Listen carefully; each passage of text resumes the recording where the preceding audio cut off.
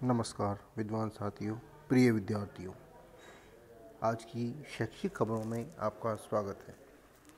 चयनित कनिष्ठ सहायकों के दस्तावेजों की जांच 3 से। कनिष्ठ सहायक भर्ती परीक्षा 2018 में चयनित अभ्यर्थियों को दस्तावेजों की जांच निर्धारित कार्यक्रम के अनुसार करानी होगी। कनिष्ठ सहायक भर्ती परीक्षा 2018 में चयनित जिन अभ्यर्थियों को जिला कलेक्टर कार्यालय अजमेर आवंटित किया गया है, उन्हें अपने दस्तावेजों की जांच निर्धारित कार्यक्रम के तहत करानी होगी।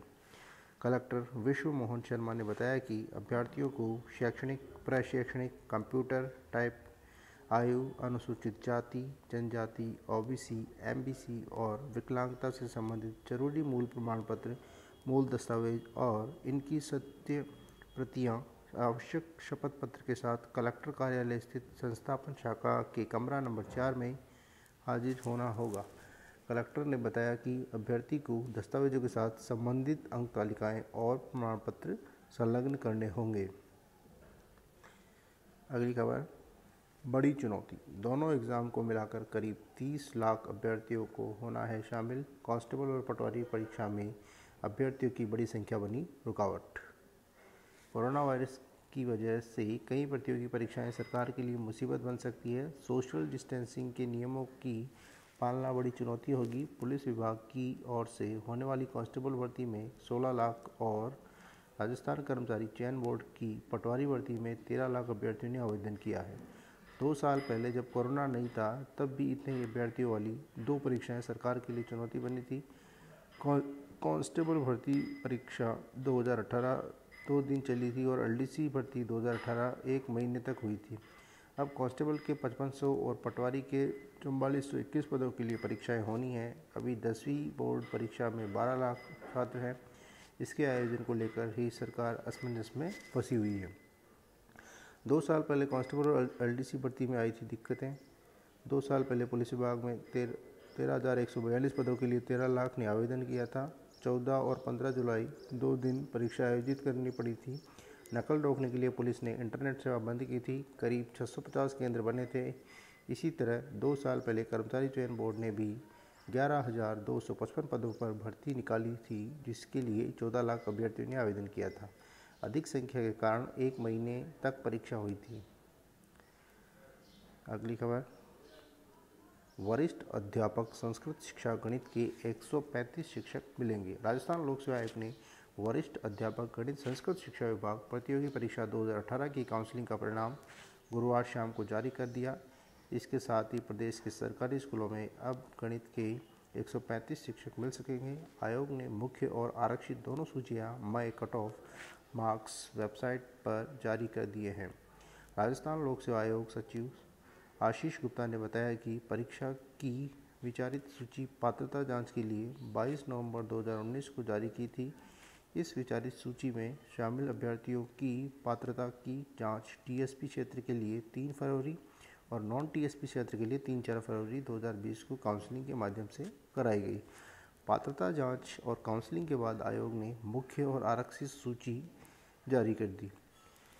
अभ्यर्थी आयोग की वेबसाइट पर अपने रोल नंबर चेक कर सकेंगे। इसके साथ ही कट ऑफ मार्क्स भी देख सकेंगे।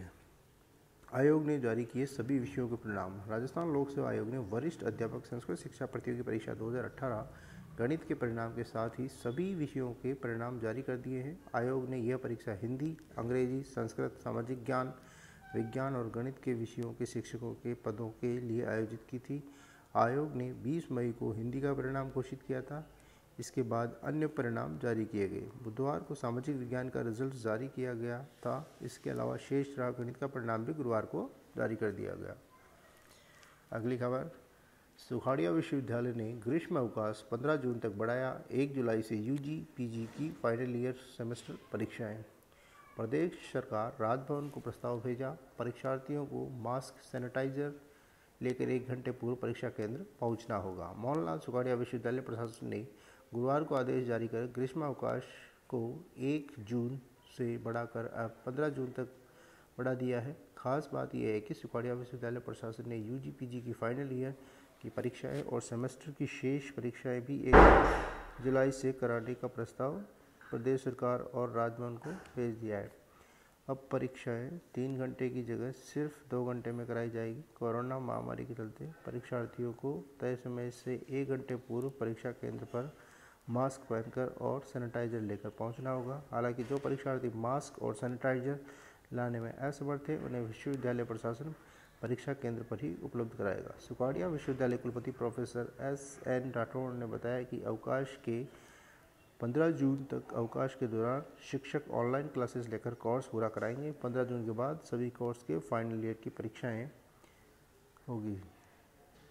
अगली खबर, फर्स्ट ईयर के स्टूडेंट को करेंगे प्रमोट।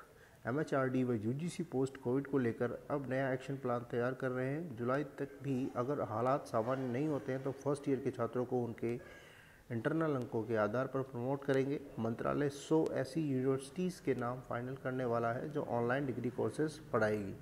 नैक इन कोर्सेज को एक्रीडेशन देगा। आत्मनिर्भर भारत अभियान के तहत ये कोर्सेज चलेंगे। इसके अलावा विश्वविद्यालय में रिक्त चल रहे 30,000 पदों के लिए जल्द ही सेंट्रल व स्टेट यूनिवर्सिटी विज्ञापन जारी करेगी। अगली खबर, जेईई फॉर्म करेक्शन में 3 दिन ही बाकी। एनटीए की ओर से जुलाई में आयोजित होने वाली जेईई मेंस सेकेंड एग्ज़ाम के फॉर्म करेक्शन में अब 3 दिन ही बाकी है। जो छात्र अपने सेंटर को बदलना चाहते हैं वे करेक्शन कर सकते हैं। राजस्थान से कई छात्र इन दिनों अपने घर भी चले गए हैं, उनके पास भी मौका है। वे अब अपने गृह जिले व राज्य का केंद्र चुन सकते हैं। फॉर्म में करेक्शन का अवसर 31 मई तक रहेगा। इसके बाद करेक्शन का अवसर नहीं दिया जाएगा। इससे पहले सीबीएसई ने छात्रों को गृह जिले में परीक्षा देने की छूट दी है। मेंस एग्ज़ाम 18 जुलाई से शुरू होगा। इससे पहले कोरोना के चलते मेन व नीट एग्ज़ाम को स्थगित करना पड़ा था। अब दोनों एग्ज़ाम की तारीख भी घोषित की जा चुकी है। अगली खबर, कोविड में ड्यूटी दे रहे शिक्षक का वेतन देने पर दिया नोटिस। घाटोल का मामला, नोटिस सोशल मीडिया पर वायरल। घाटोल ब्लॉक के राजकीय उच्च प्राथमिक विद्यालय लांबापारडा के शिक्षक लाखन सिंह चौहान को घाटोल मुख्य शिक्षा अधिकारी महेंद्र त्रिवेदी ने नोटिस जारी कर 3 दिन में स्पष्टीकरण मांगा है। नोटिस में बताया कि शिक्षक लाखन सिंह को एसडीएम व विकास अधिकारी के आदेश क्रमांक 451 के अनुसार दिनांक 13 मार्च के अनुसार कोविड-19 में आवश्यक कार्य करने के लिए प्रतिनियुक्ति की थी और कार्य मुक्त किया था। राज्य सरकार द्वारा प्रतिनियुक्ति पर प्रतिबंध होने से उनका इस अवधि का वेतन किस आधार पर आहरित किया गया, उसका जवाब 3 दिन में स्पष्ट करने के निर्देश दिए। घाटोल सीबीओ का हस्ताक्षर युक्त नोटिस सोशल मीडिया पर वायरल हो गया। इसके बाद शिक्षक संगठनों और कर्मचारी संघों में अधिकारियों के खिलाफ आक्रोश बढ़ गया। यहाँ तक कुछ संगठन ने इस मुद्दे को राज्य सरकार और विभाग के निदेशालय तक उठाने का दावा किया। अगली खबर, 2 स्तर पर जांच कमेटी का गठन, लापरवाही पर सख्त होगी कार्रवाई। जिला कोष कार्यालय में फेक आईडी बनाकर बिलिंग करने का मामला। देखते हैं क्या खबर है। हर माह करोड़ों रुपए के ट्रांजैक्शन करने वाले कोष कार्यालय में पिछले 7 दिनों में सागवाड़ा उपकोष कार्यालय को फेक आईडी बनने से तनाव में सबसे ज़्यादा गोपनीय की श्रेणी में आने वाले लॉगिन आईडी और पासवर्ड से नई फेक आईडी बनने की चिंता सताने लगी है। स्थानीय प्रशासनिक स्तर पर पूरे मामले की जांच शुरू कर दी है। वहीं जयपुर स्तर पर भी पूरे मामले में गंभीरता के साथ जांच शुरू की है। अब पूरे मामले में लापरवाही या साइबर एक्सपर्ट को लेकर चिंता सताने लगी है। कोष कार्यालय में अधिकांश मामले विश्वास के आधार पर चल रहे हैं। अब गोपनीयता भंग होने के बाद प्रत्येक स्टाफ सदस्य एक दूसरे को संदेह की नज़र से देख रहा है। इसके कारण पूरा स्टाफ तनाव में है। इंफॉर्मेशन और तकनीक के युग में प्रत्येक सरकारी ऑफिस में लॉगिन आईडी और पासवर्ड बनाए हुए हैं। सरकारी कार्यालय में प्लेसमेंट एजेंसी और कई कंप्यूटर दुकानों से कामकाज कराया जाता है, जहां पर अन्य कंप्यूटर से लॉगिन आईडी और पासवर्ड की गोपनीयता को खत्म कर दिया है। जल्द ही इस मामले में जांच रिपोर्ट आएगी। हमने लॉगिन आईडी से फेक आईडी बनाने वाले प्रकरण की जयपुर NIS को सभी डाटा दे दिया है। इसके साथ ही कोई भी कर्मचारी या अधिकारी दोषी पाया जाएगा, नियमानुसार कार्रवाई होगी। दौलत राम डामोर, जिला कोष अधिकारी। अगली खबर है, सरकारी और अनुदानित छात्रावासों में प्रवेश प्रक्रिया शुरू। जिले के छात्रावासों की स्वीकृत क्षमता 775। सामाजिक न्याय एवं अधिकारिता विभाग से संचालित राजकीय अनुदानित छात्रावासों में प्रवेश की प्रक्रिया शुरू कर दी है। जिले में 16 राजकीय, 1 अनुदानित छात्रावास संचालित है। इसमें 12 बालक, 5 कन्या छात्रावास है। जिले के छात्रावासों की स्वीकृत क्षमता 775 है। अगली खबर 8,000 को कम हेल्पर का मानदेय 8 माह से बकाया, ट्रेजरी में अटके बिल, आर्थिक स्थिति खराब। जिले में राजकीय विद्यालय में मिड डे मील पकाने का कार्य कर रही 8,185 को कम हेल्पर का मानदेय पिछले 8 माह से बकाया है।